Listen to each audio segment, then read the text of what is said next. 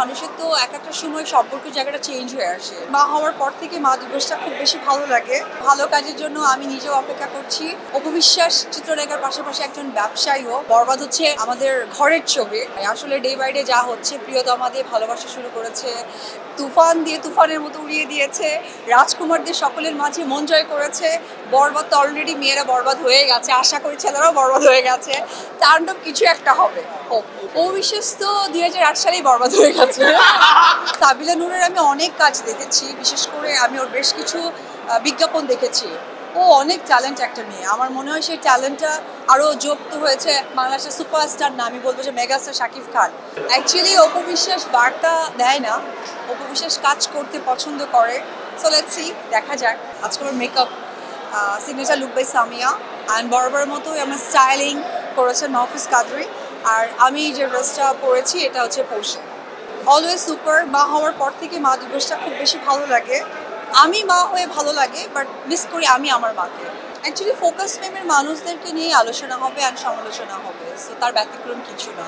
দায়বদ্ধতা যখন বেড়ে যায় তখন আসলে কাজের জায়গাটা একটু বেছে করাটাই মনে হয় যে ভালো, তাই আমিও তার ব্যতিক্রম নই। ভালো কাজের জন্য আমি নিজেও অপেক্ষা করছি, অ্যান্ড আমি ট্রাস্ট করি আমার যারা ফ্যান ফলোয়ার, যারা আমাকে সাপোর্ট করে, তারাও ঠিক ওয়েট করবে।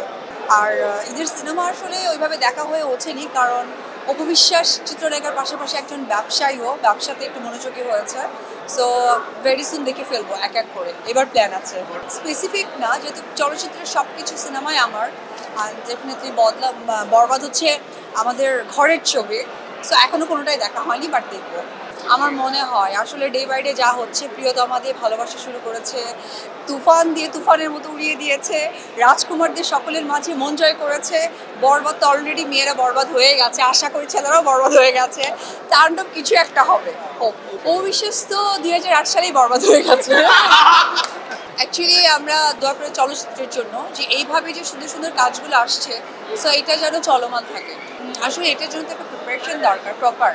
সো ওইটাই তো আসলে হয়ে উঠছে না। দেখা যাক, আশা ছাড়বো না, তবে ইচ্ছে আছে।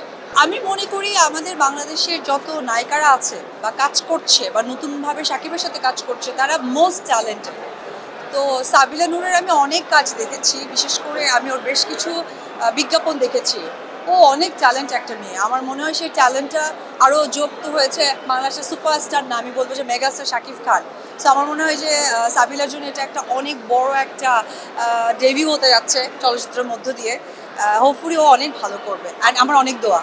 একটা মানুষের তো একটা সময় সম্পর্ক জায়গাটা চেঞ্জ হয়ে আসে। লাইক আমি যখন চিত্রনায়িকা অপু বিশ্বাস ছিলাম, মা অপু বিশ্বাস হয়েছি। মা অপু বিশ্বাসের সাথে যুক্ত হয়েছে অনেক কিছু, দায়বদ্ধতা, দায়িত্ব। সো ওই জায়গা থেকে বিজনেসটা আমার কাছে মনে হয় যে আমরা প্রচুর কাজ করেছি আমি ডেফিনেটলি। সো ওই জায়গা থেকে না বিজনেসটা এই সময়টা আসলে করা উচিত। এটা নট অনলি আমি, এটা আমার মনে হয় যে বলিউডের ম্যাক্সিমাম তারকা অভিনেত্রীদেরকে বা অভিনেতাদেরকে দেখলে দেখা যায় যে তারা কিন্তু বিজনেসে নিজেকে ইনভলভ করেছে। সো আমিও ওই দিকে হাঁটছি। আমার কাছে মনে হয় যে এটা আমাদের মেইন প্রফেশন, যে আমি অপু বিশ্বাস বা আমি চিত্রনায়িকা বা আমার শোবিজ অঙ্গনের কাজ, পাশাপাশি বিজনেসটাও কিন্তু আমাদের একটা যুক্ত হওয়া উচিত যখন আমাদের দায়িত্ব জায়গাটা বেড়ে যায়।